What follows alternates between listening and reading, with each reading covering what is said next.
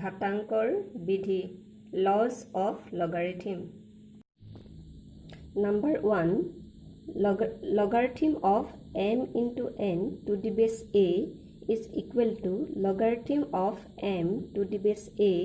plus logarithm of n to the base a য'ত m n greater than 0 অৰ্থাৎ যেতিয়া দুটা সংখ্যাৰ পূৰণফলক লগাৰিথম হিচাপে প্ৰকাশ কৰা হয় তেতিয়া সেই সংখ্যা দুটা প্ৰত্যেককে একোটা লগাৰিথম আৰ্হিলৈ পৰিৱৰ্তন হৈ যায় এই দুটা সংখ্যা একোটা লগাৰিথম আৰ্হিলৈ পৰিৱৰ্তন হৈ যায় আৰু এই পৰিৱৰ্তন হোৱা আৰ্হি দুটা যোগফল হিচাপে আমি প্ৰকাশ কৰিব পাৰো আৰু য'ত m n greater than 0 হ'ব লাগিব আৰু ইয়াক ঘাতাংকৰ গুণন সূত্ৰ ইংৰাজীত কোৱা হয় প্ৰডাক্ট ফৰ্মুলা বোলে আমি এই সূত্ৰটো এতিয়া প্ৰমাণ কৰিম প্ৰমাণ ধৰু logarithm of m to the base a যেটো logarithm of m to the base a is equal to x ধৰিছো ঠিক হেদৰে logarithm of n to the base a is equal to y ধৰিছো তেতিয়া হলে আমাৰ যেহেতু এটো লগাৰিথম আৰ্হি বা ঘাতাংকৰ আৰ্হিত আছে গুটেইটো ঘাতাংকৰ আৰ্হিত আছে তেতিয়া হলে আমি সূচকলৈ পৰিৱৰ্তন কৰিব পাৰো সূচকলৈ পৰিৱৰ্তন কৰিলে a to the power x is equal to m হয় আৰু ঠিক সেইদৰে logarithm of n to the base a is equal to y এটো যদি আমি সূচকৰ আৰ্হিত পৰিৱৰ্তন কৰো তেতিয়া হলে a to the power y is equal to n এতিয়া আমি ইয়াক নাম্বাৰ 1 দিছো আৰু ইয়াক নাম্বাৰ 2 ইকুৱেশ্যন দিছো এতিয়া 1 আৰু 2 পূৰণ কৰিলে আমি বাওপক্ষ হিচাপে পূৰণ হ'ব ax a to the power x into a to the power y ঠিক হেদৰে সুপক্ষ হিচাপে পূৰণ হৈ যাব is equal to m into n সূচকৰ বিধিমতে যেহেতু ইয়াত ভূমি দুটা একে আছে সেই কাৰণে উপৰে ঘাত দুটা যোগ হৈ যাব a to the power x plus y is equal to m into n এতিয়া আমাৰ এই গোটেই ৰাশিটো গোটেই প্ৰকাশ ৰাশিটো একোটা সূচকৰ আৰ্হিত প্ৰকাশ হৈ আছে গতিকে আমি সূচকৰ আৰ্হিৰ পৰা ঘাতাংকৰ আৰ্হিলৈ পৰিৱৰ্তন কৰিব পাৰো গতিকে ঘাতাংকৰ আৰ্হিত প্ৰকাশ কৰিলে হ'ব logarithm of m into n to the base a is equal to x plus y এতিয়া বাওপক্ষ হিচাপে আহি যাব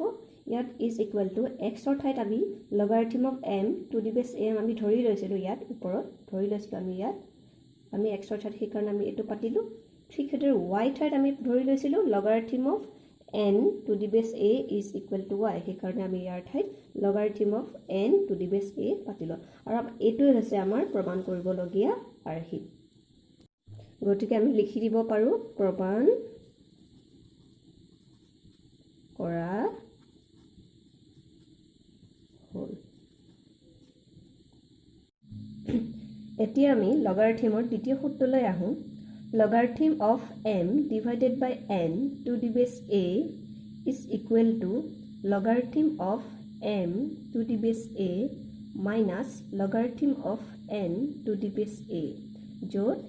m n greater than 0 অৰ্থাৎ যেতিয়া দুটা সংখ্যা হৰণ হৈ থাকে হৰণফলৰ লগাৰিথম লোৱা হয় তেতিয়া হলে সেই হৰণফল হোৱা সংখ্যা কেইটা প্ৰত্যেককে একোটা লগাৰিথম বা ঘাতাংকৰ আৰ্হিলৈ পৰিৱৰ্তন হৈ যায় আৰু পৰিৱৰ্তন হোৱা আৰ্হি দুটা বিগফল হিচাপে প্ৰকাশ কৰিব পাৰো ইয়াক ঘাতাংকৰ ভাগফল ইংৰাজীত কোৱা হয় কোএফিচিয়েন্ট ফৰ্মুলা বুলি কোৱা হয় এতিয়া আমি এই সূত্ৰটো প্ৰমাণ কৰিম প্ৰথমতে আমি সুপক্ষৰ পৰা আহিব লাগিব সুপক্ষত ধৰু logarithm of m to the base a is equal to x বুলি ধৰিছো logarithm of n to the base a is equal to আমি y বুলি ধৰিছো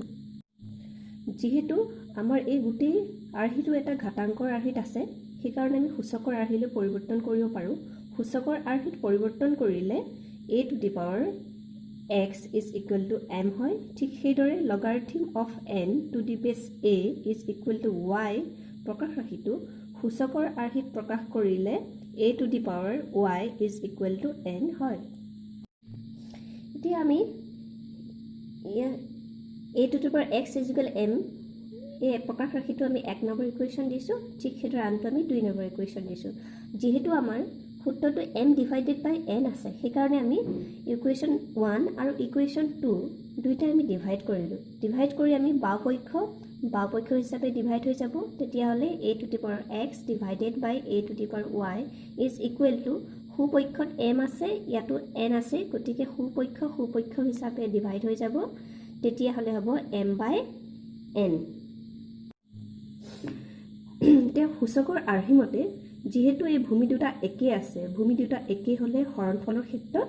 ঘাত দুটা বিয়োগ হৈ যায় সেই কাৰণে a to the power x minus y is equal to বাকি সুপক্ষ একে থাকিব m by n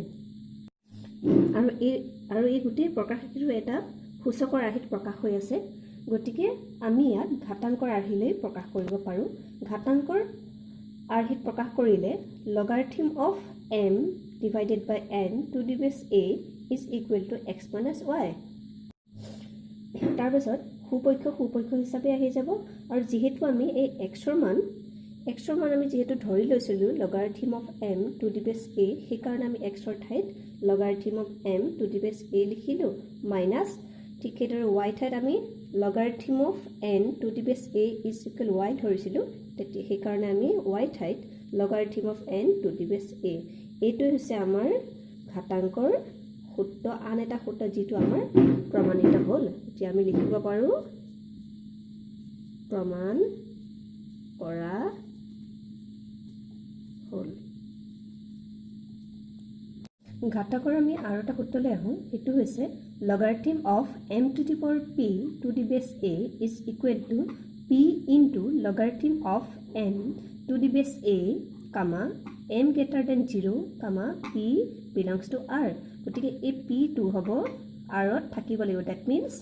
বাস্তৱ সংখ্যাত থাকিব লাগিব গতিকে বাস্তৱ সংখ্যা ধনাত্মক হ'ব পাৰে ঋণাত্মক হ'ব পাৰে সেই কাৰণে আমাৰ p মানটো ধনাত্মক হ'ব ঋণাত্মক হ'ব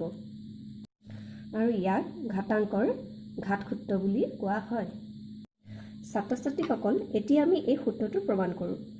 ধৰো লগাৰিথম of m to the base a is equal to x আমি m ৰ ওপৰত যেহেতু আমি বাওপক্ষৰ পৰা আৰম্ভ কৰিছো কিন্তু আমি m ৰ ওপৰত থকা ঘাতটো লোৱা নাই খালি আমি এই অংশটো লৈছো লগাৰিথম of m to the base a is equal to আমি x ধৰিছো তেতিয়াহলে আমাৰ যেহেতু আমাৰ এটো ঘাতাংকৰ আৰ্হিত আছে তেতিয়াহলে আমাৰ সূচকৰ আৰ্হিৰ মতে কি হৈ যাব a to the power x is equal to m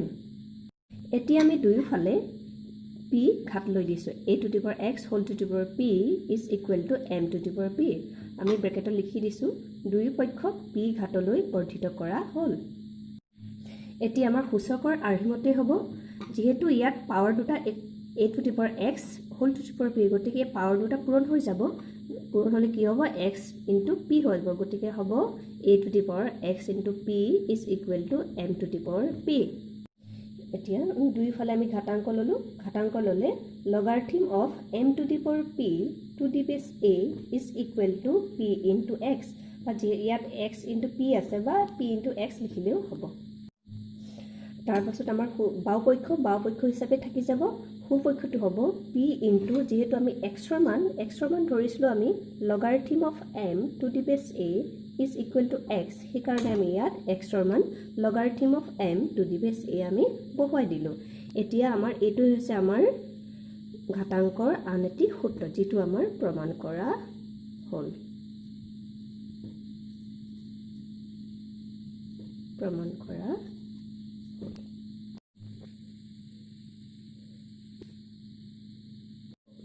ছাত্ৰ-ছাত্ৰীসকল ঘাতাংকৰ আৰু এটা বিধি আছে হেতু হৈছে লগাৰিথম of b to the base c is equal to logarithm of b to the base a divided by logarithm of c to the base a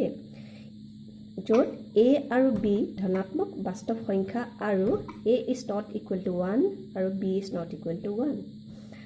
ছাত্ৰ-ছাত্ৰীসকল এই সূত্ৰটো বুজি পাইছানে বাৰু ইয়াত এটা কথা মন কৰিবা লগাৰিথম of b to the base c ইয়াত ভূমি c হৈ আছিল আৰু যেতিয়া a ডিভাইড হৈ গ'ল ভাগ হৈ গ'ল হৰণ হৈ গ'ল তেতিয়া আমাৰ ভূমি দুটা চেঞ্জ কৰি দিলে কিন্তু ভূমি দুটা একে আছে অন্য এটা ভূমি দিয়া হ'ল a আৰু a দিয়া হ'ল এতিয়া ইয়াক কোৱা হয় ঘাতাংকৰ ঘাতসূত্ৰ বা ইংৰাজীত কোৱা হয় পাৱাৰ ফৰ্মুলা এতিয়া আমি এই সূত্ৰটো আগৰ নিচিনাকৈ প্ৰমাণ কৰিম প্ৰথমতে আমি বাওপক্ষৰ পৰা আহোঁ বাওপক্ষত আমি ধৰি লৈছোঁ লগাৰিথম of b to the base c is equal to x তেতিয়াহ'লে এইটোৱে যিহেতু আমাৰ ঘাতাংকৰ আৰ্হিত আছে আমাৰ এতিয়া সূচকৰ আৰ্হিলৈ পৰিৱৰ্তন কৰিব পাৰোঁ কি হ'ব c to the power x is equal two b ছাত্ৰ ছাত্ৰীসকল এইটো আমি ইকুৱেশ্যন নম্বৰ 1 দিছোঁ এতিয়া আমি logarithm of b to the base a য'ত পাইছিলোঁ আমি এইটো logarithm of b to the base a সুপক্ষত যিটো ৰাশি আছিলে আমাৰ সেইটো is equal to logarithm of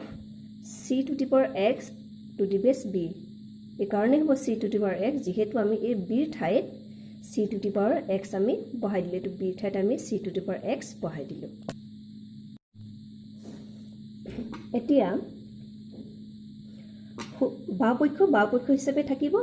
আৰু এই সুপক্ষত যিটো c to the power x হৈ আছে আমি ঘাত পৰিৱৰ্তনৰ আগৰ সূত্ৰটো আমি যি পাইছিলোঁ ঘাতাংকৰ ঘাত সূত্ৰ বুলি সেই ঘাত সূত্ৰৰ অনুযায়ী এই যিটো পাৱাৰ xটো যিহেতু ইয়াত ঘাত হিচাপে আছে সেইটো আমাৰ লগাৰিথমৰ আগফালে লগাৰিথমৰ আগত বহিব আৰু c to the base a টো একে থাকি যাব এতিয়া আমাৰ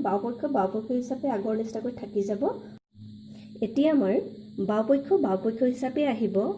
আৰু ইজ ইকুৱেল টু এই এক্সৰ ঠাইত আমি যিটো লৈছিলোঁ logarithm of b to the base c is equal to x তাৰ ঠাইত আমাৰ ইয়াত আমি logarithm of b to the base c আমি বহাই দিলোঁ আৰু logarithm of c to the base a এইটো একে থাকিব ইয়াৰ পাছত logarithm of b to the base a divided by logarithm of c to the base a হ'ব কিয়নো logarithm of c to the base a ইয়াত পূৰণ হৈ আছে সেইকাৰণে বাওপক্ষলৈ লৈ আনিলে ই ডিভাইড হৈ যাব is equal to logarithm of b to the base c হ'ব আৰু এইটো হৈছে আমাৰ প্ৰমাণ কৰিবলগীয়া লগাৰিথমৰ আন এটা বিধি গতিকে আমি লিখি দিব পাৰোঁ প্ৰমাণ কৰা